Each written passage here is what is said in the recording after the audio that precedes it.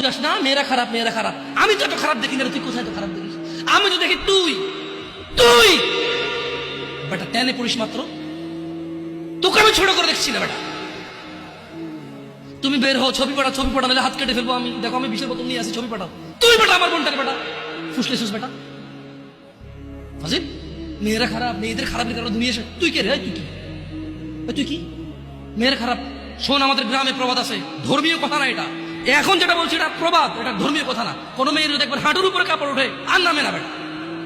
তুই উঠেছিস হাঁটুর উপরে কাপড়, ও উঠায়নি। হাঁটু পর্যন্ত তুই উঠাইছিস আর এখন সে নামাচ্ছে না।